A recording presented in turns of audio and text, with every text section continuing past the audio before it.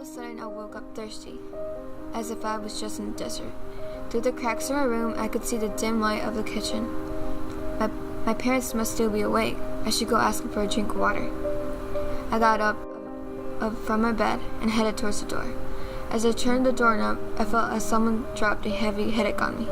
I was too thirsty, so I just ignored it and kept going towards the kitchen. There were my parents in the kitchen, sitting down, having a drink. "I'm thirsty. Can I have a drink of water?" I asked. My parents just looked at me with no reaction in their faces. "I'm thirsty. Can you please serve me water?" This time, my parents looked at each other. A second passed. They started to laugh their heads off, but it wasn't their usual joyful laugh. It was an insane laugh that you hear a villain make in the movies. In a deep voice that sounded like a man, my mother said, "I'm not your mother, and the man that looks like your father isn't your father." They laughed again. I was scared and confused. Where are my real parents? Until I was the age of 5, my parents and I moved from Michigan to Florida to North Carolina every year. I never had friends that lasted because I always left. In those 5 years, I only had one close friend, and that was my cousin, since we lived and moved together. It was a good life because I had my parents and my family, but it wasn't a life where things were stable. The things were changing.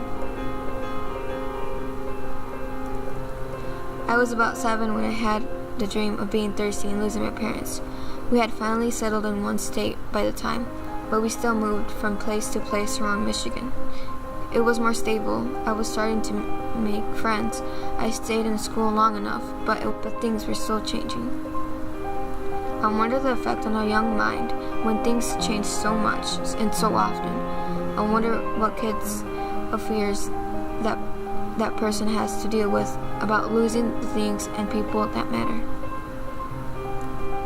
I think having this dream matters because the feeling of losing my parents, even if it wasn't a dream, was heartbreaking.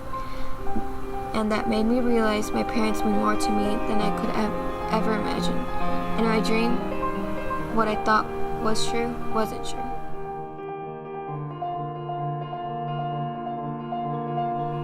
All kids need to know what's true, and kids need stability. I am lucky because I have stability of love of my parents. I'm lucky because my nightmare wasn't true. My parents were then and are now right beside me. Other kids aren't as lucky. For them, the nightmare is true.